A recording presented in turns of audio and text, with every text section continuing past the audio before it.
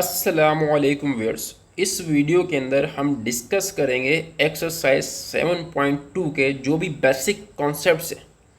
हम जो भी अभी वीडियोस बना रहे हैं उसके अंदर हम क्या कर रहे हैं, जो एक्सरसाइज है उसके बेसिक कॉन्सेप्ट को डील कर रहे हैं ताकि हम एक्सरसाइज को इफ़ेक्टिवली सॉल्व कर सकें, और एफिशिएंटली सॉल्व कर सकें। सबसे पहले एक कॉन्सेप्ट आता है इंक्लिनेशन। अब इंक्लिनेशन क्या होता है? अ लाइन, कोई भी line which makes angle, which makes an angle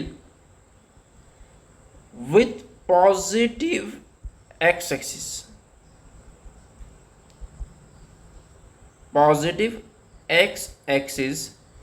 in counterclockwise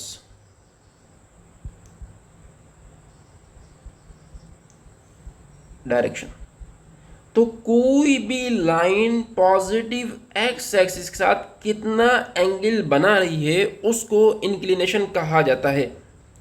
let's say ये हमारे पास एक लाइन है, ये हमारे पास पॉजिटिव एक्स एक्सिस, और ये हमारे पास एक ये लाइन है और एक ये लाइन है। अब देखें, ये जो एंगल बन रहा है अल्फा, इस L1 का, इसको मैं इंक्लिनेशन कहूँगा। इसको मैं क्या बोलूँगा? इंक्लिनेशन। कोई भी लाइन पॉजिटिव एक्स एक्सिस के साथ कितना एंगल बना रही है उसको इंक्लिनेशन कहा जाता है। इसी तरीके से जो L2 लाइन है, ये अगर एंगल बीटा बना रही है तो इस लाइन का जो इंक्लिनेशन है वो बीटा है। तो इन बातों से हमने क्या कंक्लूड किया कि कोई भी लाइन पॉजिटिव एक्सिस के साथ जितना एंगल बनाएगी उतना उसका इंक्लिनेशन होगा। अब सवाल ये बनता है कि स्लोप क्या होता है? सवाल क्या बनता है? स्लोप। अगर मैं इस इंक्लिनेशन का टेंजेंट ले लूं, टेंजेंट ऑफ इंक्लिनेशन, अगर मैं इंक्लिनेशन का टेंजेंट ले लूं, इसका मतलब क्या है कि जो एंगल बना है, लेट्स से थीटा है, उसका मैंने टेन ले लिया। टेन का मतलब क्या है? एक ट्रिग्नोमेट्रिक फंक्शन है, वो इस पर मैंने अप्लाई कर दिया, तो मेरे पास जो रिजल्ट आएगा वो स्लोप को रिप्रेजेंट करेगा। अब स्लोप को शो किससे करते हैं? उसकी नोटेशन क्या है? एम है। तो इस पूरे चैप्टर के अंदर कहीं पर भी एम लिखा हुआ हो तो इसका मतलब यह है कि वो स्लोप को रिप्रेजेंट कर रहा है। कहीं पर भी एम लिखा हो तो उसका मतलब क्या है कि वो एम को रिप्रेजेंट कर रहा है। अब अगर हमारे पास एक लाइन के दो पॉइंट्स दिए जाए, एक लाइन है उसके दो पॉइंट्स दिए जाए और कहा जाए स्लोप मालूम करो, when two points are given,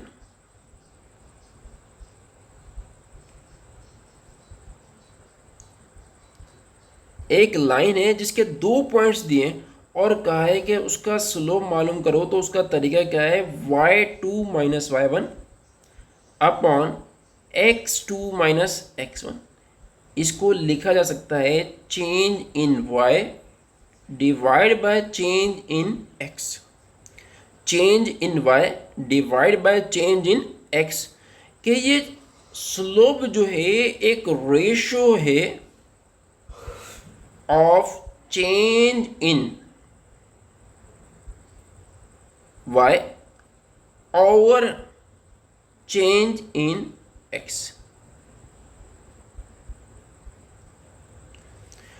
तो कोई भी लाइन के, किसी भी लाइन के अगर दो कंपोनेंट्स जो है, दो पॉइंट्स दिए हैं और कहा है उसका स्लोप मालूम करो, तो हम क्या करेंगे? उसके y कंपोनेंट्स के अंदर डिफरेंस मालूम करेंगे और x कंपोनेंट्स के अंदर डिफरेंस मालूम करेंगे और आपस में डिवाइड कर देंगे।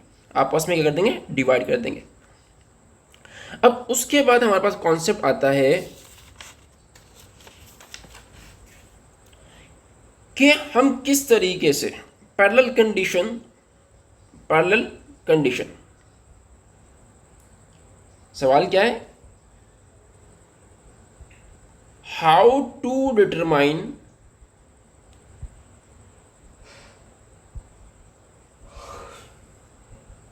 टू लाइंस आर पैरेलल, हम किस तरीके से डिटरमाइन करें कि दो लाइंस जो हैं वो पैरेलल हैं बाय यूजिंग स्लोप। तो उसका तरीका क्या होगा, उस चीज को हम अंडरस्टैंड करते हैं। Let's say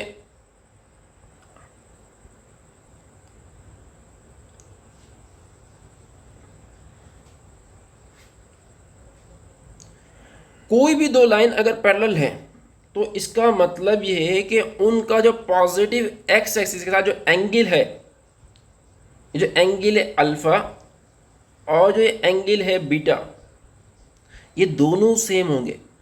ten beta equal to tan alpha. इसका मतलब यह हुआ कि M2 इक्वल टू M1। सवाल ये बन सकता है कि दो लाइंस पैरेलल हैं, क्या उनका इंक्लिनेशन सेम होगा? Alpha equal to beta. अगर दो लाइंस पैरेलल हैं तो उनका इंक्लिनेशन भी सेम होगा और स्लोप भी सेम होगा। क्यों? अगर मैं दोनों तरफ 10 ले लूँ तो रिजल्ट मेरे पास क्या आएगा? सेम आएगा। तो इसका मतलब ये है कि एक लाइन है जिसका स्लोप है 2 और दूसरी लाइन है उसका स्लोप जो है वो भी 2 है। तो इन स्लोप से हम क्या कंक्लूजन निकालेंगे कि दोनों लाइंस आपस के अंदर पैरेलल हैं, दोनों लाइंस आपस के अंदर पैरेलल हैं। तो कोई भी दो लाइंस जिनका स्लोप जो है वो सेम है, स्लोप जो है वो सेम है, तो इसका मतलब यह है कि वो दो लाइंस आपस के अंदर पैरेलल हैं। आपस के अंदर क्या है? पैरेलल है। लेट्स से एक लाइन है ए से लेकर बी तक जिसका स्लोप है 5, जिसका स्लोप क्या है? 5। दूसरी लाइन है सी से लेकर डी तक, दोनों आपस के अंदर क्या है? पैरेलल। सवाल ये है कि ए से लेकर जो बी तक लाइन है उसका 5 है, तो सी से लेकर डी तक जो लाइन है उसका क्या स्लोप होगा? तो इसका स्लोप भी क्या होगा? 5 होगा। क्यों? कोई भी दो लाइंस अगर आपस के अंदर पैरेलल है तो उनका जो स्लोप है वो सेम होगा। कोई भी दो लाइंस अगर आपस के अंदर पैरेलल है तो उनका स्लोप क्या है? सेम होगा। अब हम निकालते हैं कि कोई भी दो लाइंस अगर परपेंडिकुलर है तो उसकी कंडीशन क्या है? कोई भी दो लाइंस आपस में क्या है? परपेंडिकुलर है। अब देखें दूसरी condition, two lines are perpendicular. दो लाइंस आपस के अंदर परपेंडिकुलर हैं। क्या है? परपेंडिकुलर। दो लाइंस आपस के अंदर परपेंडिकुलर हैं, उसका क्राइटेरिया क्या है कि किस तरीके से दो लाइंस के स्लोप के ज़रिए हम ये डिटरमाइन करें कि दो लाइंस आपस के अंदर परपेंडिकुलर हैं। क्या कहा है कि किस तरीके से हम स्लोप के ज़रिए डिटरमाइन करें कि दो लाइंस आपस के अंदर परपेंडिकुलर हैं। तो हम एक जनरल फार्मूला ड्राइव करते हैं। किस तरीके से? लेट्स से ये हमारे पास एक्स एक्सिस है और ये हमारे पास वाई एक्सिस है। अब ये हमारे पास एक लाइन है,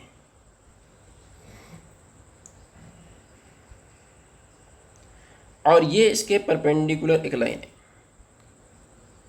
ये सी क्या है? एक perpendicular line.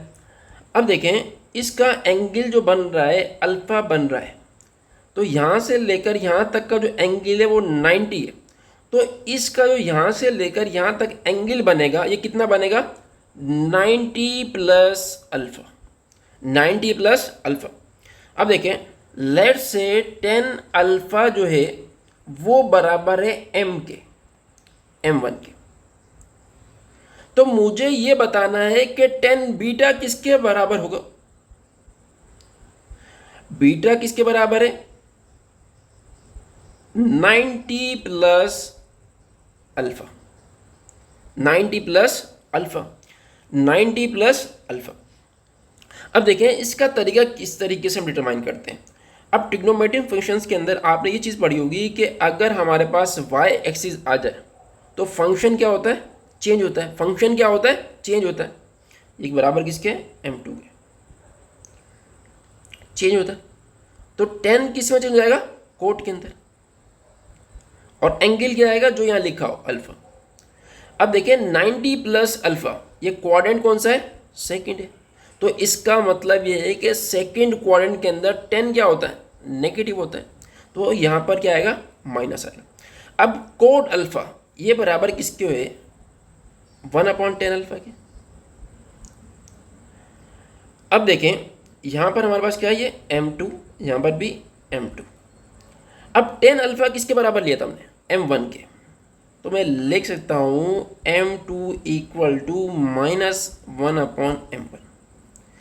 This implies that m2 multiply by m1 equal to -1। अब इससे हमने क्या चीज़ कंक्लूजन निकाली है? उस चीज़ को भी ऑब्जर्व करना है कि अगर हम किसी भी दो लाइंस के स्लोप को मल्टीप्लाई करें, if we multiply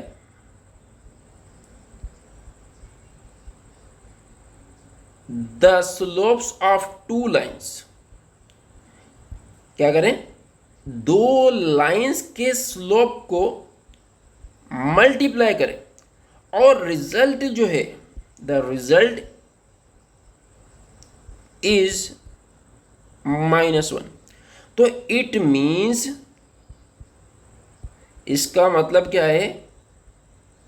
the given lines, it means that the given lines are perpendicular.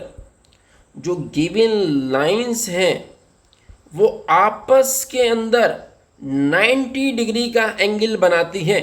Perpendicular का मतलब क्या होता है? 90 डिग्री के दो लाइंस आपस के अंदर 90 डिग्री का एंगल बनाती है। अब दूसरा क्राइटेरिया क्या है? अगर हमने इसको हम क्या बोल सकते हैं? Negative multiplicative reciprocal of each other. इसको हम क्या बोल सकते हैं? नेगेटिव मल्टीप्लिकेटिव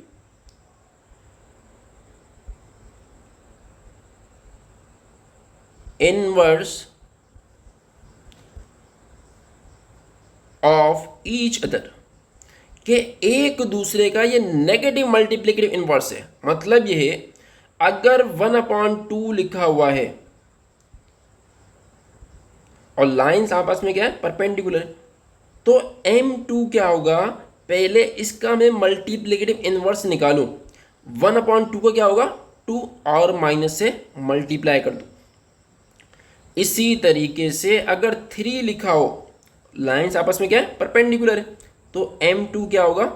3 है तो 1/3 माइनस। इसी तरीके से अगर m1 लिखा हुआ है -1/5, 1/5 को इन्वर्स करेंगे तो 5, माइनस है तो यहाँ क्या आएगा? प्लस आएगा। तो हमने क्या चीज़ ऑब्जर्व करी कि अब देखो 1/2 को -2 से मल्टीप्लाई करो तो आंसर क्या आएगा? -1।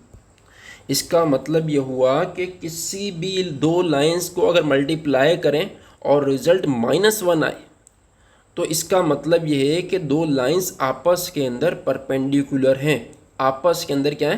परपेंडिकुलर हैं। अगर एक लाइंस दी गई है, उसका स्लोप दिया गया और कहा है कि दूसरी लाइन जो है वो परपेंडिकुलर है, तो बताओ उसका स्लोप क्या होगा? तो हम क्या करेंगे? पहले उसका मल्टीप्लिकेटिव इन्वर्स मालूम करेंगे और फिर माइनस से मल्टीप्लाई कर देंगे। मल्टीप्लिकेटिव इन्वर्स का मतलब क्या है? उल्टा करके लिखना। 1/2 है तो 2 लिख दे, 1/5 है तो 5 लिख दें, 3 है तो 1/3 लिख दें और माइनस से मल्टीप्लाई कर दें। तो इस वीडियो के अंदर जो भी बेसिक कॉन्सेप्ट थे एक्सरसाइज 7.2 को सॉल्व करने के लिए वो हमने डिस्कस कर लिया।